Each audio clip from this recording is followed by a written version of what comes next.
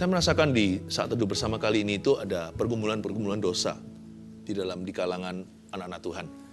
Bukan sesuatu yang baru, bukan rahasia lagi. Setiap kita itu masih bergumul dengan kedagingan.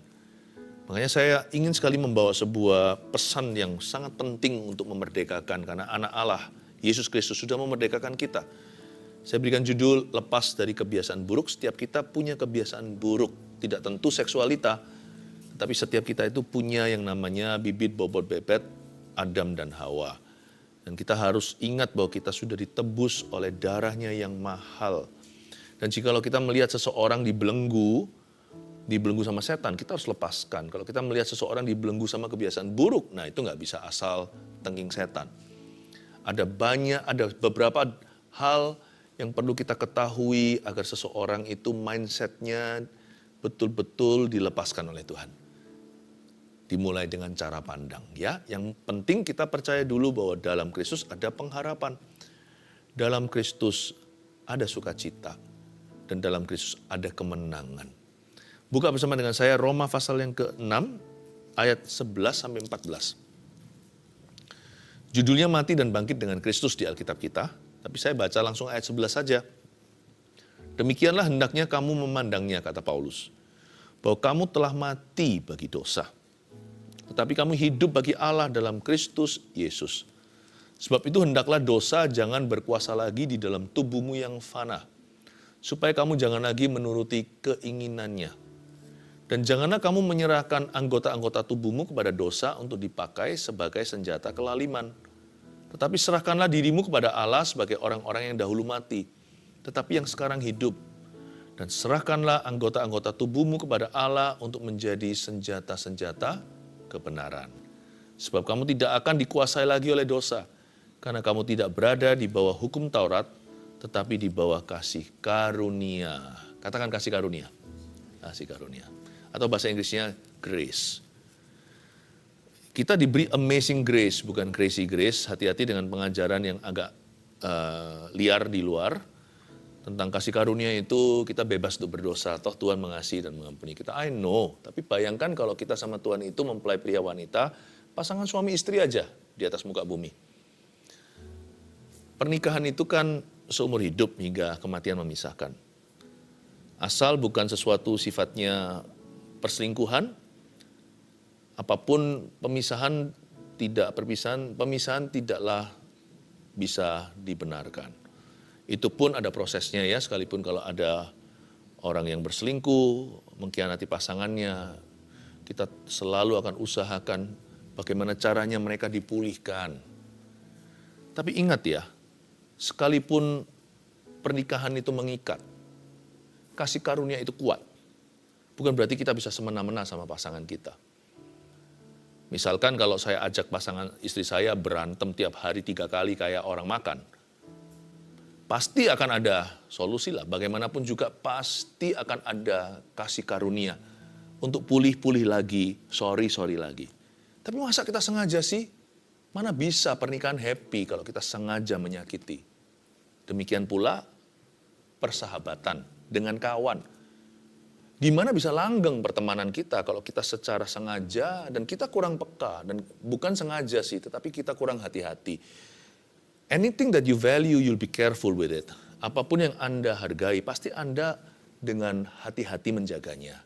Misalnya biji mata kita cuma 2. Masukkan debu aja kerasa. Kita jaga, kita tutup mata kita kalau angin keras. Apalagi ada pasirnya. Apapun yang Anda hargai, pasti Anda jaga. Jagalah hidupmu dari kebiasaan buruk yang melukai hati Allah. Yang mendukakan Roh Kudus. Tidak semua dosa itu menghujat Roh Allah. Itu yang ditakuti. Karena dosa ini tiada ampunnya secara kekekalan loh ya. Hendaklah, kemungkinan besar kalau kita khawatir kita akan menghujat Roh Tuhan, kemungkinan besar kita tidak akan pernah menghujatnya. Karena orang yang menghujatnya tidak akan pernah khawatir soal itu. Tapi mendukakan Roh Kudus berkali-kali kita lakukan. Kadang-kadang kita itu jatuh bangun di area yang sama. Kalau Tuhan itu kita hargai, kita jaga. Kita jaga perasaannya. Kalau Roh Kudus di dalam diri kita diberikan dengan penuh cemburu. Dari sisi Allah, Dia impartasikan itu agar kita itu bisa mengasihinya. Agar kita bersekutu dengannya. Jangan didukakan. Sekalipun Tuhan bisa ngampuni kita lagi dan lagi seperti suami istri tadi, 3 kali sehari terus menerus gitu ya tetap mau emangnya ada jalan lain kalau nggak ngampuni. Tuhan juga jalan buntu, bukan karena Tuhan tidak bisa berbuat apa-apa. Tuhan itu Maha Kuasa, tetapi Tuhan memilih untuk terus mengampuni kita. Apalagi masa mau dengan senang hati melemparkan kita ke api neraka? Tuhan pasti mengejar kita kemanakah kita dapat pergi menjauhi rohnya. Roh Kudus akan kejar Anda dan saya sampai kita bertobat. Dan Tuhan tetap akan menerima kita sekalipun kita kembalinya seperti si bungsu berdarah-darah. Compang-camping juga. Tapi hubungan kita sama Tuhan gak akan pernah bisa manis. Pernikahan yang saling melukai bukan hanya secara sengaja, kadang-kadang gak sengaja, tetapi kan dianggap remeh gitu, digampangkan. Akhirnya gak sengaja, tapi terus-terusan. Pernikahan gitu mana bisa romantis. Mana bisa jadi berkat buat anak cucunya. Dilihat orang lain juga gak enak, jadi batu sandungan. Kok gitu ya pernikahan padahal sama-sama anak Tuhan. Jangan percaya asal percaya kasih karunia itu murah. Kasih karunia itu memang diberikan Tuhan Yesus di atas kayu salib itu dengan memberi nyawa. Tapi kalau kita yang mengerti kasih karunia itu harganya apa, kita akan menghargainya. Hati-hati dengan semua pengajaran-pengajaran yang gak menentu di luar situ. Tetap pelajaran yang saya berikan hari ini, firman yang saya bagikan, tetap di dalam kategori kasih karunia. Namun judulnya tegas, yaitu lepas dari kebiasaan buruk. Apa yang bisa melepaskan kita dari kebiasaan buruk? Yaitu tadi, kita tidak lagi hidup di bawah hukum Taurat, ayat 14. Tapi kita hidup di bawah kasih karunia. Sekarang saya jelaskan kasih karunia itu, bagaimana ia bekerja untuk membebaskan kita. Yang pertama dibebaskan adalah mindset atau paradigma. Disinilah biasanya kelakuan itu bermula. Anything behavioral, segala sesuatu yang sifatnya tindak tanduk seseorang, itu dimulai dari benaknya. Makanya Tuhan itu tahu di Alkitab dikatakan, bahwa dosa bertutur, bukan di kelakuan, bukan di kaki tangan, bukan di kemaluan, maaf ya kalau orang dosanya perzinahan. Dosa itu bertutur di lubuk hati orang fasik. Dimulai dari inside, inner man-nya. Manusia rohnya itu mati atau belum berserah. Mari kita baca sekali lagi ayat 11 saya jelaskan. Demikianlah hendaknya kamu memandangnya. Bagaimana kita memandang diri kita perlu koreksi dari Allah. Karena manusia itu jatuh. Anak kecil pun belum ada yang mengajarinya. Kok bisa ya dia itu berbohong misalnya. Padahal tadi pecahkan vas bunga. Atau misalkan kalau ada anak kecil sudah bisa tahu baik dan benar. Sudah bisa tahu apa yang baik, apa yang tidak. Apa yang benar, apa yang salah. Kok bisa ya? Anak kecil itu tidak pernah dibesarkan dalam keluarga yang tidak harmonis. Dicintai, kata-kata positif dihujankan, dia selalu dibangun gambar dirinya sebaik-baik mungkin, lalu tiba-tiba sekelibat aja di luar sana, temennya ngomong apa, dia pulang berkata, aku mau mati aja. Siapa yang ngajari ya? Pengkhianat kita adalah tubuh Adam dan Hawa. Gak ada yang ngajari dia. Padahal dia itu dari keluarga yang sangat takut akan Allah. Bukan cuma takut akan Tuhan, tapi keluarga yang sangat sehat. Pulang-pulang bisa mengasihani dirinya sampai tidak mau hidup lagi. Kok bisa ya? Jadi, untuk supaya kita itu bisa menang terhadap kebiasaan buruk, kita harus tidak cukup jadi orang baik. Kita harus mendekat pada Kristus. Yes, kita harus bercermin sama firman Roma 12 katakan, pembaharuan akal budi, supaya kita bisa membedakan mana yang baik, mana yang sempurna. Supaya kita bisa mengerti dan mengenal kehendak Allah. Pembaruan akal budi itu penting sekali. Demikianlah hendaknya kamu memandangnya. Saya tanya, siapakah orang yang ada di cermin di depan Anda itu menurut Anda? Maksud saya, siapakah dirimu menurut dirimu sendiri? Aku ini siapa? Who am I? Jangan izinkan dunia yang mendikte Anda. Dan jangan izinkan perasaan kita mempermainkan kita. Kalau kita mau bebas dari dosa, belenggu dosa, kebiasaan buruk juga, kalau kita mau sungguh-sungguh hidup di dalam kasih karunia, dan dengarkan Kristus. Jangan entertain, jangan manjakan pemikiran sendiri. Jangan entertain, jangan manjakan perasaan. Selalu hidup orang benar itu berdasar firman. Hidup orang benar itu oleh iman. Iman kepada firman. Demikianlah hendaknya kamu memandangnya. Bahwa kamu telah mati bagi dosa. Ini dia firmannya. Anda dan saya, kita sudah dead. Udah mati bagi dosa. Tapi kamu hidup bagi Allah dalam Kristus Yesus. Ini membuat kita jadi mengerti sekarang. Misal, ya, ada orang salahi Anda. Ada orang salahi kita. Ada orang salahi saya nggak terima. Saya berkata, Tuhan susah sekali mengampuni. Seolah-olah sebuah opsi, ya kan? Mana ada kalau orang misalkan ditodong senapan seperti ini. Ya kan? Uang atau nyawa? Kita nggak punya opsi, nggak punya pilihan. Kasih uang, kalau nggak nyawa. Bukankah waktu kita disalahi seseorang, kita bergumul, ada orang bergumul tuh sampai, wah, sampai bagaimana gitu rasanya seperti orang yang mau melahirkan. Saya bisa apa ya? Saya bisa mengerti, saya bisa empati bahwa itu susah sekali. Tapi jangan bicara dalam pengakuan mulutnya seolah-olah itu masih sebuah pilihan. Itu terserah gua. Susah Tuhan untuk mengampuni. Wah, aku gak bisa mengampuni, susah mengampuni. Emangnya kita punya pilihan? Tuhan Yesus gak ngomong, susahnya mengampuni kamu, susahnya mengampuni dirimu, susahnya mengampuni. Tuhan Yesus gak berkata begitu terhadap kita waktu di Kalvari. Dia berkata, Bapa, ampunilah mereka. Sebab mereka tidak tahu apa yang mereka perbuat. Tuhan memberikan cuma-cuma. Orang salah kita, ampuni. Minimal kalau perasaan Anda belum ngikut pengakuan mulut. Bukankah firman Tuhan berkata bahwa kuasa itu tidak jauh, firman itu ada di mulut kita. Dia pedang bermata dua. Barang siapa percaya dengan hati, mengaku dengan mulutnya, dia dibenarkan.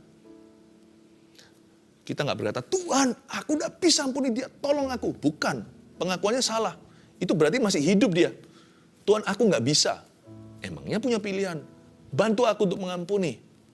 Lebih baik begini, Tuhan, aku mengampuni orang itu, karena Engkau sudah mengampuni aku. Dengan iman aku ampuni dia, dalam nama Yesus. Nanti lihat ya, yang ikut bukan hanya perasaan, keputusan. Tadinya kita mau balas dia, gigi ganti gigi, mata ganti mata. Kita jadi sungkan karena tadi kita berdoa, Tuhan aku sudah ampuni dia. Dengan iman aku ampuni. Kalau aku tidak bisa mengasihi dia, aku kasih dia dengan kasih Yesus. Aku ampuni dia dengan iman karena Engkau sudah mengampuni aku dulu. Dan aku percaya Tuhan sudah ampuni saya 2000 tahun yang lalu. Hendaknya cara begini kamu memandangnya. Bahwa kamu sudah mati bagi dosa. Sekarang kamu hidup bagi Allah dalam Kristus Yesus. Aduh, gimana ya? Pelayanan gak ya? Pelayanan gak ya? Males aku pelayanan. Pelayanan juga dapat apa segalanya? Seolah-olah pilihan. Bukankah Yesus berkata, aku datang bukan untuk dilayani, untuk melayani. Sebagaimana aku melayanimu dan mencuci kakimu, lakukan ini satu dengan yang lainnya. Bukankah hidup kita sudah dibeli? Hidupku bukannya aku lagi, tapi Yesus dalamku. Dan hidup yang aku hidupi sekarang ini adalah hidup oleh iman di dalam Dia yang mengasihi aku dan menyerahkan nyawanya. Bukankah kita itu dibeli dengan darah? Bukan lagi, I feel like melayani. Aku rasa aku kepingin pelayanan. Hari ini aku mut-mutan. Nggak kepingin tuh pelayanan. No. It's not about your feeling. Gini cara memandangnya. Gambar diri kita harus ke arah Tuhan. Bukan semau diriku. Kalau kita begitu ya, kebiasaan buruk pun satu-satu mati nanti. Karena manusia roh kita jalan. Karena manusia roh kita makan. Ini yang saya sebut bahwa terjadi sebuah personal faith atau iman pribadi yang bertumbuh. Kita jadi ngerti bahwa ini Tuhan yang suruh dan ini kehendak Allah. Dan kalau Tuhan yang suruhkan, Tuhan pasti memberi kekuatan. Dan kalau ada sesuatu yang bocel-bocel di dalam diri kita, karena mungkin terluka, namanya panah api si jahat kadang-kadang kena. Lewat kata-kata teman, lewat perlakuan, ditipu orang, dilecehkan, difitnah, atau bahkan kita sendiri merasa hidup ini nggak fair. Tapi saya percaya loh ya, Kalau kita itu biarkan gambar diri kita itu ke arah Tuhan, lebih gampang untuk sembuh loh. Kita itu bisa mengalami ini, namanya terjadi healing sendiri. Bisa terjadi kesembuhan inner healing dengan sendirinya di dalam diri kita. Apalagi kalau didoakan orang, wah langsung berubah dari kepahitan jadi kemanisan.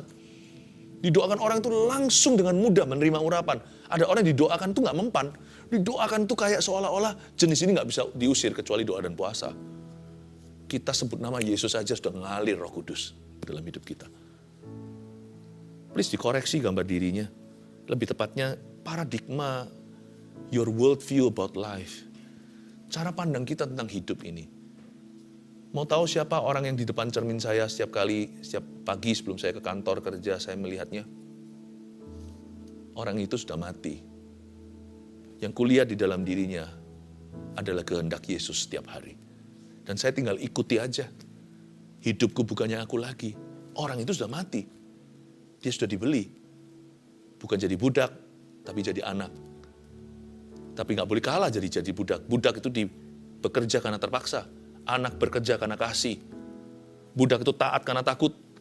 Anak taat karena menghormati. Wow! Cara kita mengalahkan kebiasaan buruk adalah tidak lagi melihat kebiasaan buruk sebagai suatu pilihan, opsi. Aduh, ini lagi. No, kita bisa berkata kepada dia, kamu majikan lama. Aku udah dibeli, sorry ya. Antara kau dan aku ada jurang pemisah. Udah nggak boleh. Bukan berarti kita nggak bisa jatuh. Tapi kita nggak bisa lama-lama sekalipun kalau kita jatuh. Nggak mungkin bisa. Aduh, percuma. Aku minta ampun nanti jatuh lagi. Lakukan sekali lagi. Nggak bisa. Seolah-olah ada opsi. Udah nggak ada pilihan. Pernah sekali suatu hari waktu saya baru bertobat terima Tuhan. Saya mikir-mikir, kok enak ya dosa ini. Saya mau coba. Atau lebih tepatnya, saya mau jatuh lagi. Pada waktu saya mikir-mikir, ya enggak. Terbesit keluar suatu suara. Dan saya nggak tahu itu Roh Kudus, tapi hari ini ketika saya dewasa rohani, saya mengerti. Itu Roh Allah.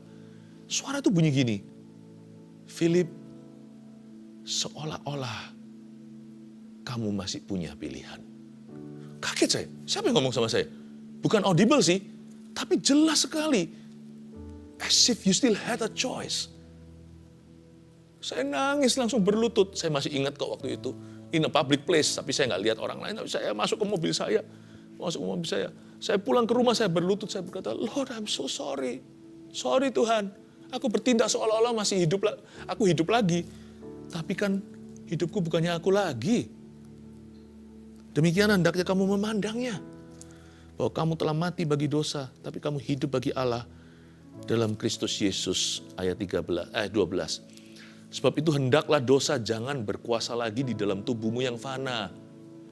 Supaya kamu jangan lagi menuruti keinginannya. Kadang-kadang kita itu malin kundang. Atau lupa kulitnya tuh si kacang. Kenapa orang bisa sombong? Hayo.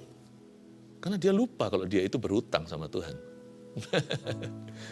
Coba kalau kita ubah paradigma kita, sombong bukan lagi momok yang harus kita kalahkan.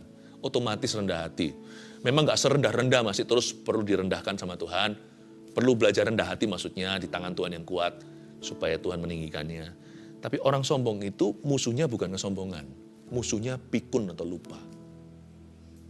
Sebab kalau kita ingat kita ini siapa, orang Malaysia katakan, alamak, apa yang aku sombongkan ya? Jadi cara menanggulangi kebiasaan buruk itu pada akar, bukan pada bulir tangkainya. Jangan perang itu di medan yang salah. Mau perang itu perang di oyotnya.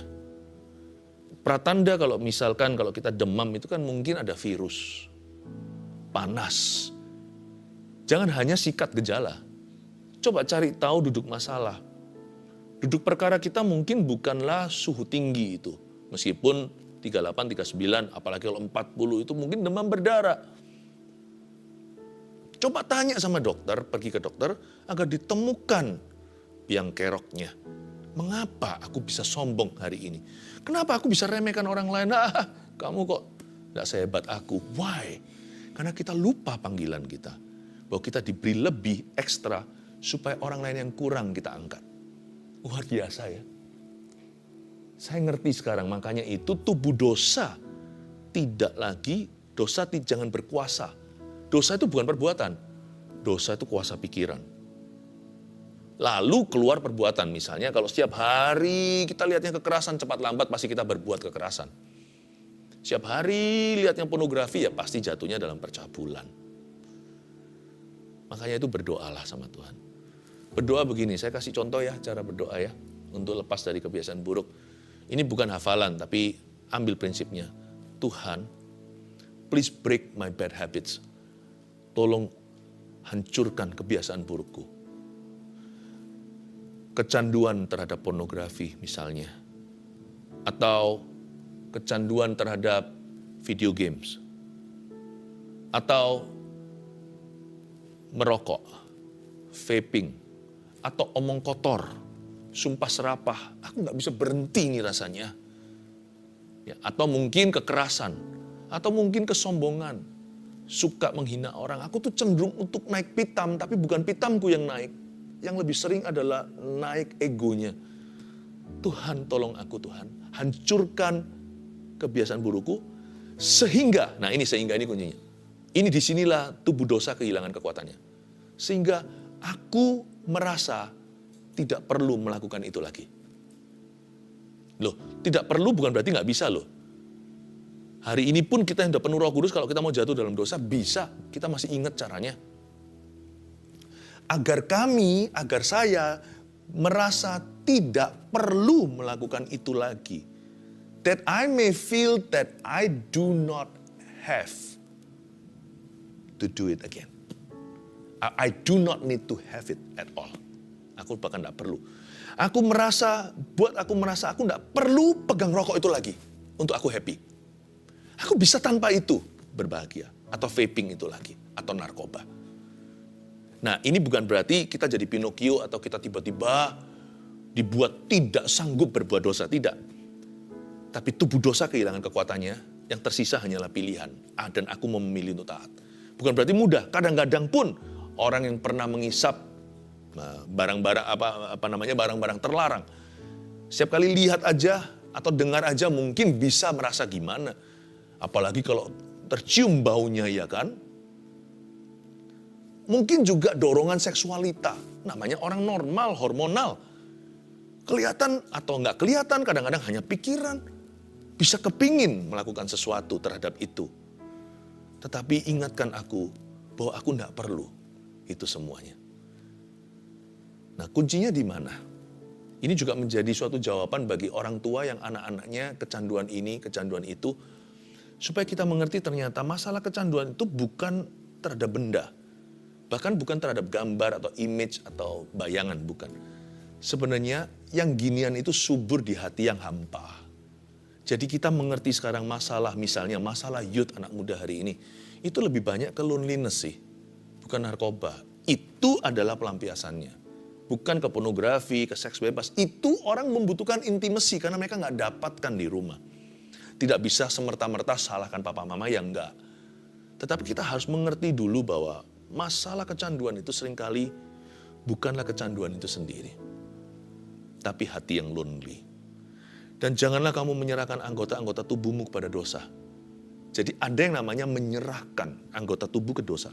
Untuk dipakai sebagai senjata kelaliman. Senjata kelaliman itu artinya self-destruct.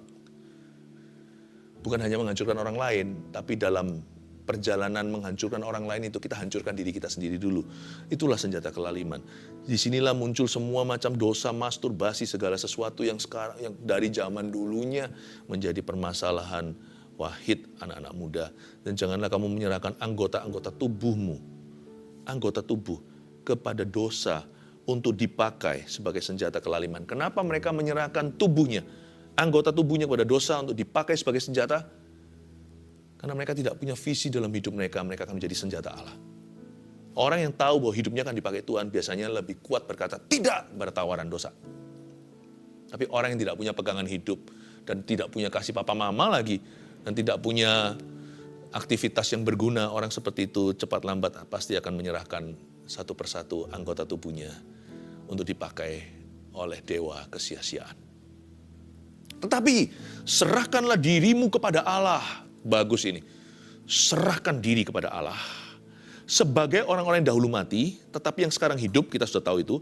Dan serahkanlah anggota-anggota tubuhmu kepada Allah, siap untuk setengah kalimat terakhir, untuk menjadi senjata-senjata kebenaran. Ini visi dari Tuhan. Bukannya aku nggak boleh berbuat ini, tapi pertanyaannya, mengapa aku harus berbuat itu? Kan aku mau ke situ. Mengapa aku buang hidupku? Kalau aku punya masa depan penuh pengharapan. Kalau kita tahu kita hendak dipakai oleh Tuhan, misalnya seorang pemimpin pujian, 1 jam kemudian akan tampil di depan ribuan, dia pasti akan persiapan. Kalau kita itu punya harapan di depan untuk dipakai oleh Tuhan, kemungkinan besar 1 jam di sini sekarang ini, sebelum saat itu, bukan 1 jam kali, itu kiasan, berbulan-bulan, atau bahkan bertahun-tahun, kita akan jaga hidup kita. Demi apa? Yang bujangan, karena aku tahu, nanti keluargaku dan pernikahanku akan diberkati Kristus dan dipakai oleh Tuhan. Anak-anak muda harus punya visi demikian. Teruna-teruna mendapat penglihatan. Orang-orang tua yang sudah menikah pun juga sama. Jangan kehilangan tujuan. Setelah menikah jadi biasa. No. Sekarang milikilah visi yang turun ke bawah. Kami berdua harus mengerjakan keselamatan termasuk pernikahan yang Tuhan percayakan. Bukankah kami ini diberkati di pelaminan? Demi apa? Demi supaya anak-anak kami satu-satu akan menjadi hamba-hamba Tuhan. Bukan jadi pendeta, nggak tentu. Jadi hamba-hamba Allah dalam hidup ini. Bisnis juga sama. Kalau kita halalkan segala cara, korupsi dan sebagainya. Kalau kita tahu bahwa usaha kita ini akan turunkan nanti. Kita nggak mau menurunkan masalah ke keluarga anak kita kan. Dan bukan hanya itu, akan jadi kesaksian. Belum lagi jadi bendahara kerajaan sorga. Kita akan jaga hidup kita. Tubuh kita akan jaga karena kita tahu ini maraton panjang. Visiku belum terjadi yang dari Tuhan Yesus Kristus datangnya. Untuk menjadi senjata kebenaran. Sebab kamu tidak akan dikuasai lagi oleh dosa ayat 14. Karena kamu tidak berada di bawah hukum Taurat. Oh, kita nggak berada di bawah hukum Taurat berarti kita bebas dong. Di atas kita nggak ada atap. Salah. Diganti plafonnya. Hukum Taurat sama kasih karunia lebih tinggi mana? Hukum Taurat diturunkan ke Sinai. Kasih karunia langsung dari sorga. Yang satu dari gunung, yang satu langsung dari tahta. Di bawah hukum Taurat diangkat. Bukannya ditiadakan tuh hukum Taurat, tapi digenapi dalam diri Yesus. Yesus malah justru upgrade itu. Kalau dulu berbuat sesuatu itu baru berzina. Sekarang melihat saja sudah berzina dalam hati. Kalau dulu asal tidak tertangkap basah. Sekarang jaga hati dalam segala waspada. Hebat enggak Tuhan itu? Kasih karunia itu lebih tinggi. Tanpa visi liarlah rakyat. Perlu loh punya visi. Karena kasih karunialah yang memberi kita hak untuk berkata tidak kepada dosa dan segala godaannya. Segala usia ini. Pesan ini segala umur. Nggak hanya untuk orang muda. Terus terang, orang mau sampai umur 40 ke atas, 50, 60, 70, nggak ada bedanya. Pernahkah Anda dengar di dalam news atau dalam berita, kakek-kakek tua melecehkan seorang muda? Nggak ada bedanya. Tubuh ini kan hanya casingnya. Dosa itu bertutur di lubuk hati. Kebiasaan buruk itu mesti mati dan cara matikan cuma satu. Kalau kita punya tujuan hidup lebih tinggi, kita nggak perlu itu. 3, rangkuman kita. Lepas dari kebiasaan buruk. Nomor 1, koreksi gambar diri yang salah dengan doa dan firman Allah. Dikoreksi. Jangan hanya sekedar dengar firman, baca Alkitab, tapi bercermin hidup itu dengan itu. 2, tadi kan ada menyerahkan ke Allah kan, sebagai senjata kebenaran.